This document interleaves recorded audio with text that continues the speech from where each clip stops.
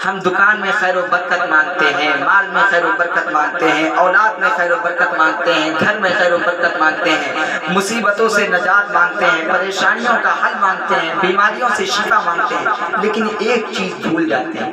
حضور پاک صلی اللہ علیہ وسلم نے فرمایا کہ تیسرا کام یہ ہے کہ رمضان کے مہینے میں جنت کا سوال کرو، اور چوتھا کام دوزخ سے رسول کریم۔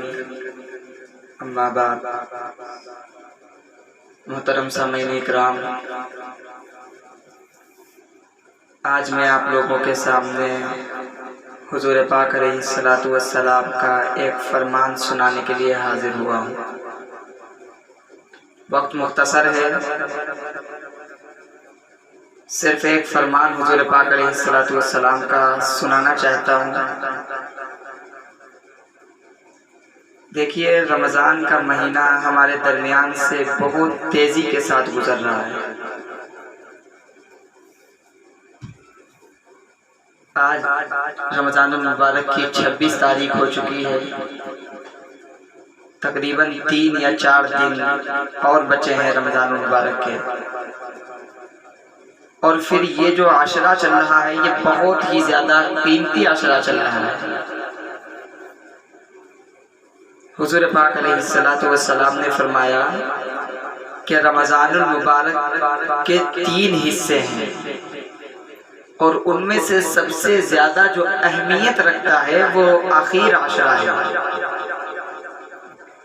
اسی اخیر عشرے میں لیلۃ القدر کو بھی تلاش کیا جاتا ہے، اسی اخیر عشرے میں اعتکاف بھی کیا جاتا ہے، اسی اخیر عشرے میں الوداع بھی ہوتا ہے، اور اسی اخیر عشرے میں حضور پاک علیہ الصلوۃ والسلام نے فرمایا کہ 4 کاموں کی کثرت کرو۔ آپ علیہ الصلوۃ والسلام نے فرمایا کہ 4 کاموں کی کثرت کرو۔ ان میں سے سب سے پہلا کام آپ صلی اللہ علیہ وسلم نے فرمایا کہ کلمہ طیبہ کی کثرت کرو۔ ہر وقت ہماری زبان پر لا الہ الا اللہ محمد الرسول اللہ جاری رہنا چاہیے۔ یہ حضور پاک علیہ الصلوۃ والسلام کا فرمان ہے، اور کتنا پیارا انداز ہے۔ ہماری زبان پر تو ویسے بھی ہر وقت کلمہ طیبہ جاری رہنا چاہیے، یہ ہماری شان ہے۔ اور دوسرا عمل جو حضور پاک علیہ الصلوۃ والسلام نے فرمایا، کہا استغفار کی کثرت کیا کرو۔ ہاں، استغفار جب کہا جائے گا تو باب استفعال کا صیغہ ہے، استغفار پڑھا جائے گا تو استغفر سے پڑھا جائے گا، اور جب کہا جائے گا تو استغفار۔ بہت سے لوگ اس میں یہ غلطی کرتے ہیں کہ وہ استغفر اللہ الذی پڑھنے لگتے ہیں، نہیں، نام استغفار ہے، باب استفعال کا صیغہ، لیکن پڑھا جائے گا استغفر اللہ الذی، اس طریقے سے۔ تو حضور پاک علیہ الصلوۃ والسلام نے فرمایا کہ استغفار کی کثرت کرو۔ کیوں؟ اس لیے کہ رمضان کا مہینہ اور پھر اخیر عشرہ، یہ تو پورا مہینہ ہی گناہوں سے معافی مانگنے کے لیے اللہ رب العزت نے بنایا ہے۔ اس لیے کہ اس مہینے کے اندر شیاطین کو قید کر دیا جاتا ہے، اور اللہ رب العزت اپنے بندوں کو موقع دیتے ہیں پوری طریقے سے تم اپنے گناہوں سے معافی مانگ کر پاک ہو جاؤ، صاف ہو جاؤ۔ پورے سال تم گناہوں میں لت پت ہو جاتے ہو، گندے ہو جاتے ہو، اس مہینے میں تم اپنے بدن کی زکوٰۃ نکال کر، یعنی روزے رکھ کر، تراویح پڑھ کر، راتوں کا قیام کر کے، اور تمام عبادات کر کے اللہ کی حضور حاضر ہو کر گریہ وزاری کر کر اپنے آپ کو پاک کر لو، صاف کر لو۔ میں نے اس سے پہلے بھی بتایا، استغفار کے جملے سے ایک بات یاد آئی، میں نے اس سے پہلے بھی بتایا تھا کہ حضور پاک علیہ الصلوۃ والسلام نے کبھی اپنی امت کی تباہی کی دعا نہیں کی۔ تاریخ کے اندر نہیں ملتا ہے کہ آپ نے اپنی امت کی بربادی کے لیے کبھی دعا کی ہو، لیکن روایات میں آتا ہے کہ ایک مرتبہ صحابہ کرام رضوان اللہ علیہم اجمعین نے ایک عجیب موقع دیکھا، ایک عجیب منظر دیکھا۔ صحابہ اکرام دیکھتے ہیں کہ حضور پاک علیہ الصلوۃ والسلام حجرے سے مسجد نبوی میں تشریف لائے، آپ اپنے ممبر پر چڑھے، پہلی سیڑھی پر چڑھے، آپ نے فرمایا آمین، دوسری سیڑھی پر چڑھے، آپ نے فرمایا آمین، تیسری سیڑھی پر چڑھے، آپ نے فرمایا آمین۔ صحابہ اکرام نے جب یہ منظر دیکھا تو ان کے اندر یہ فکر پیدا ہوئی، یہ کیا معاملہ ہے، یہ کون سا طریقہ ہے، کیا کیفیت ہے؟ ایک صحابی دوڑے دوڑے حضور پاک صلی اللہ علیہ وسلم کی خدمت میں پہنچے اور پوچھا، یا رسول اللہ صلی اللہ علیہ وسلم، میری نگاہیں اور میری سوچ یہ سمجھنے سے قاصر ہے کہ آخر یہ کیا منظر ہے کہ آپ منبر کی پہلی سیڑھی پر چڑھے، آپ نے فرمایا آمین، دوسری سیڑھی پر چڑھے، آپ نے فرمایا آمین، تیسری سیڑھی پر چڑھے، آپ نے فرمایا آمین، یہ کیا معاملہ ہے، اس کی وضاحت فرمائیے۔ تو حضور پاک صلی اللہ علیہ وسلم نے فرمایا، دیکھو جبریل امی آئے تھے اور انہوں نے کہا کہ یا رسول اللہ صلی اللہ علیہ وسلم میں بد دعا کرنے جا رہا ہوں، آپ آمین کہیے، مجھ کو حکم دیا۔ انہوں نے سب سے پہلے بد دعا کی کہ ہلاک ہو جائے وہ شخص، تباہ ہو جائے وہ شخص جو رمضان کا مہینہ پائے اور اپنی مغفرت نہ کرے، جو رمضان کا مہینہ پائے اور اپنی مغفرت نہ کرا لے۔ میں پہلی سیڑھی پر چڑھا، میں نے کہا آمین، اور جو بد دعائیں کی ہیں انہوں نے، میں ان کو بتانے کے لیے نہیں، میرا کہنے کا مطلب یہ ہے کہ حضور پاک صلی اللہ علیہ وسلم نے بد دعا پر آمین کہی ہے کہ رمضان کا مہینہ پایا جس شخص نے اور اس نے اپنی مغفرت نہیں کرائی تو وہ ہلاک ہو جائے، اور آپ نے اس پر آمین کہا ہے۔ غور کریں، کیا سید الملائکہ جو سارے فرشتوں کے سردار ہیں اور سید الانبیاء جو سارے نبیوں کے سردار ہیں، ان دونوں کی دعا اور آمین کی قبولیت میں کیا شک کیا جا سکتا ہے؟ نہیں کیا جا سکتا۔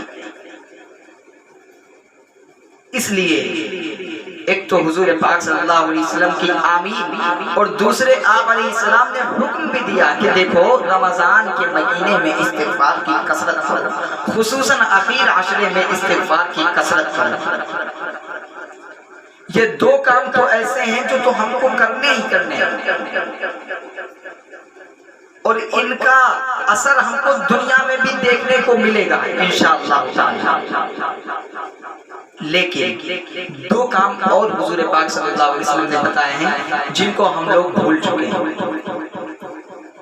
بھائی یہ راتیں جو ہیں، میں نے کل بھی بتایا، اس سے پہلے بھی بتایا، جو راتیں چل رہی ہیں یہ جن میں ہم شب قدر کو تلاش کر رہے ہیں، سب سے زیادہ اس میں دعا کو ترجیح دی گئی کہ بھائی دعا مانگی جائے، اللہ سے اپنی فریادوں کو پورا کروانے کی کوشش کی جائے، اور ہر آدمی اپنے پاس بہت بڑی ایک فہرست رکھتا ہے، معاملات اس کے بیماری بھی ہے، پریشانی بھی ہے، مصیبت بھی ہے، رزق کی تنگی بھی ہے، مال کی تنگی بھی ہے، اولاد کی پریشانی بھی، تمام طریقے کی پریشانیاں ہیں، ایک لمبی فہرست رکھتا ہے آدمی، اور موقعوں پر دعا بھی مانگتا ہے۔ لیکن حضور پاک صلی اللہ علیہ وسلم نے جو دعا تعلیم فرمائی کہ جس چیز کے بارے میں حضور نے فرمایا کہ دیکھو سب سے زیادہ تم ان چیزوں کا اہتمام کرنا، آج وہ ہم بھول چکے ہیں۔ ہم 5 منٹ 10 منٹ 15 منٹ دعا مانگتے ہیں، ہم دکان میں خیر و برکت مانگتے ہیں، مال میں خیر و برکت مانگتے ہیں، اولاد میں خیر و برکت مانگتے ہیں، گھر میں خیر و برکت مانگتے ہیں، مصیبتوں سے نجات مانگتے ہیں، پریشانیوں کا حل مانگتے ہیں، بیماریوں سے شفا مانگتے ہیں، لیکن ایک چیز بھول جاتے ہیں۔ حضور پاک صلی اللہ علیہ وسلم نے فرمایا کہ تیسرا کام یہ ہے کہ رمضان کے مہینے میں جنت کا سوال کرو، اور چوتھا کام دوزخ سے پناہ چاہو۔ یہ چیز بھول چکے ہیں۔ آج بھی بہت اہم رات ہے، 27ویں شب، ہو سکتا ہے کہ آج کی رات ہی میں لیلۃ القدر ہو، کوئی ضروری نہیں ہے، بہت سے لوگ اہتمام کرتے ہیں، وہ 27ویں رات ہی کو جاگتے ہیں اور اسی میں سمجھتے ہیں کہ لیلۃ القدر ہے۔ ایسا نہیں، کوئی ضروری نہیں شب قدر ہو، کیونکہ حضور پاک صلی اللہ علیہ وسلم نے تو فرمایا ہے کہ طاق راتوں میں، اخیر عشرے کی طاق راتوں میں شب قدر تلاش کرو۔ طاق راتوں میں 21ویں بھی ہے، 23ویں بھی ہے، 25ویں بھی ہے، 27ویں بھی ہے، 29ویں بھی۔ یہ الگ بات ہے کہ علماء کا اختلاف اور علماء کا رجحان اور تجربات کے پیش نظر یہ کہا جاتا ہے کہ 27ویں میں زیادہ اس کے ہونے کا، شب قدر کے پائے جانے کا زیادہ احتمال ہے، کوئی ضروری نہیں۔ اور دوسری بات ایک اور آپ لوگوں کے سامنے بتانا ضروری سمجھتا ہوں کہ آج کل یوٹیوب کھولیں، موبائل کھولیں، واٹس ایپ کھولیں تو اس کے اوپر بہت زیادہ یہ چل رہا ہے کہ دیکھیے 27ویں شب میں یہ وظیفہ پڑھا جائے، یہ ہو جائے گا، 2 رکعت نماز پڑھی جائے، یہ ہو جائے گا، یہ وظیفہ پڑھیں، یہ ہو جائے گا، کاروبار میں برکت ہو جائے گی، پیسے میں، خزانوں میں خزانے کھل جائیں گے پورے کے پورے۔ یہ سب ہم کو اس کے اندر اپنا وقت ضائع نہیں کرنا ہے۔ دیکھیے شیطان ہر انسان کو وہ جس لائن سے ہوتا ہے اسی لائن سے بہکانے کی کوشش کرتا ہے۔ اب جیسے ہم لوگوں نے ارادہ کیا کہ ہم اس رات کو انشاءاللہ عبادت کریں گے، اب شیطان نے کہا کہ اب یہ عبادت تو کریں گے ہی، رات میں جاگیں گے تو ہی۔ اب ان کو بہکانے کا ایک نیا طریقہ نکالا جائے۔ کیا کہا؟ ایک نیا طریقہ نکالا کہ ہم کو وظائف کے اندر، دوسری عبادات کے اندر جن کا حدیث سے، قرآن سے، نبی کے طریقے سے کوئی ثبوت نہیں، ان کے اندر مشغول کر دیا۔ ہم کو دعا سے محروم کر دیا، اس رات میں استغفار کرنے سے محروم کر دیا، اللہ سے معافی مانگنے سے محروم کر دیا۔ اس لیے میرے بھائیوں، ان وظائف کے اوپر اور یہ موبائل کی یہ جو قرآن اور حدیث سے ثابت ہیں، جو علماء حق کے بیانات ہیں، ان کو تو ہم سنیں اور ان پر یقین لائیں، لیکن ہر کس و ناقص کے بیان سن کر اور اس پر عمل کرنے کی کوشش نہ کریں۔ اگر آج ہی شب قدر ہے، ہو سکتا ہے کہ آج شب قدر ہو، کوئی ضروری نہیں کہ آج ہی شب قدر ہو، لیکن ہم کو آج بھی شب قدر کو تلاش کرنا ہے، 29 کو بھی شب قدر کو تلاش کرنا ہے، اور عبادات بھی کرنی ہے۔ اور خصوصاً میں نے جو 4 کام بتائے، پہلا کام کلمہ طیبہ پڑھنا ہے، بہت کثرت سے، بہت کم دن بچے ہیں، بہت تیزی سے رمضان نکل رہا ہے۔ پہلا کام ہے کلمہ طیبہ کی کثرت کرنی ہے، دوسرے استغفار کی کثرت کرنی ہے، اور تیسرے نمبر پر اللہ رب العزت سے جنت کا سوال کرنا ہے، اور چوتھے نمبر پر دوزخ سے پناہ چاہنی ہے۔ جب ہم دعائیں مانگے تو ان باتوں کا خصوصاً اہتمام رکھیں کہ ہم اپنی دعاؤں میں اللہ سے یہ بھی کہیں اللہ ہم کو جنت عطا فرما اور دوزخ سے ہماری حفاظت فرما۔